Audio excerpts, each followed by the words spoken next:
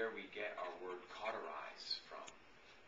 I didn't know that. Yeah, and literally it means to render unsensitive. And when something is cauterized, like you get a wound and they cauterize it, they burn it. To close it up. To close it up, to cut off all the nerves, to cut off all the blood vessels and everything. It basically melts and sears and renders insensitive.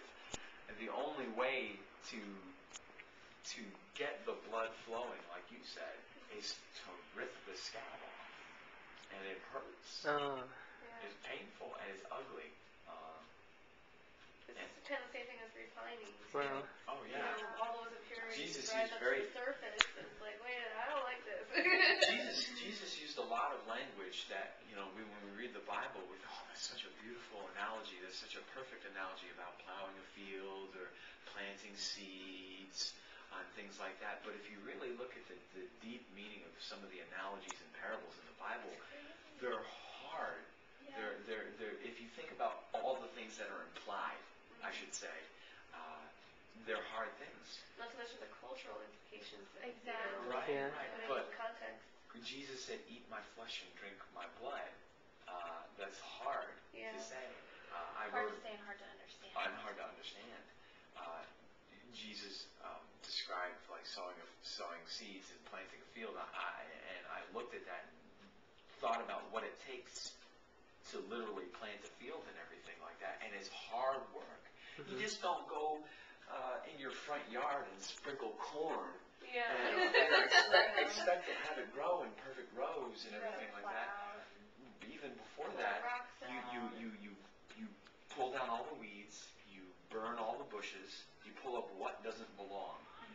Then you plow up all the grass, you turn up all the dirt, you pull out all the rocks, the things that will inhibit you from planting seed properly. And it's a big, I've done it with my dad, planting a small garden, probably the size of this room. It was in the middle of our yard, so we didn't have big weeds and stuff to pull. But if we did, we would have to. But we had to dig up the grass. We had to pull out, as a kid, it seemed like endless amounts of, where are these rocks coming from?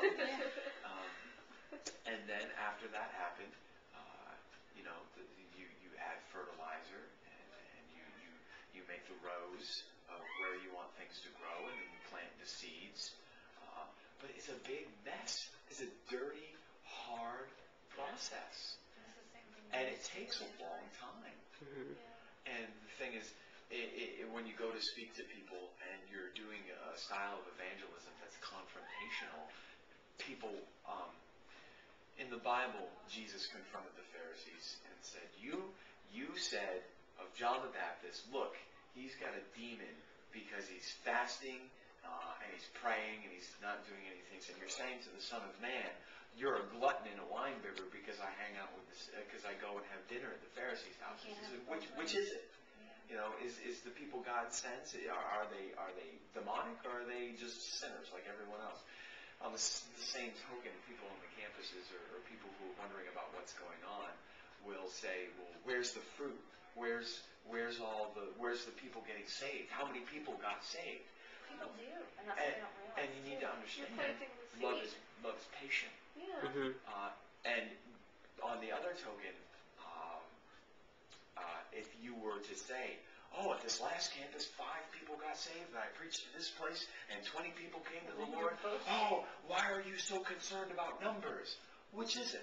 Am I concerned about numbers, or am I not concerned about fruit at all? And you can't play into what they want you to. You have to be in control. The most fruit that they usually see is, like, they get letters all the time and emails and stuff saying, like, and it's a lot after, saying, hey, you came to my campus, and so I started going to church again, and, all that kind of stuff. And the other thing is, too, they get people talking on the campuses and stuff like that, and at nightclubs and everything. And it also depends on the region you're in, too. Here in the Bible Belt, there's a higher concentration of Christians, and so most of the time, you're speaking to people who've had some kind of salvation experience, and maybe they actually were saved. But I've gone to Deep Ellum, the nightlife district in Dallas, many times, and Christians have come up to me who've fallen away from the Lord, and they came up to me and would say, I came down here too far away from the Lord. I decided I had enough. I wanted to do my own thing.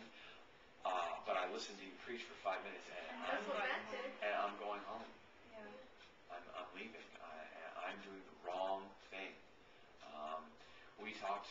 And it's funny because people all the time are like, they say, well, this is all hate. You hate these people, and like you're doing this out of hate. And it's like, to me, when I hear that, I'm like, God loves that person so much that the day that they decided, like there were these girls that I talked to one time in Deep Ellum. They both got together that night. What do you want to do? And they both decided they did not want to have a relationship with God anymore. That night, they decided that. And so they were going to go down to Deep Ellum, and they were going to find some guys, and they were going to have sex with them. And that's just what they, decided to do. And the day that they decided that happened to be the day that we came down. And that as they were walking in, before they went to any clubs or anything, I approached them and started talking to them, and I'm like, to me, that is ultimate God's love.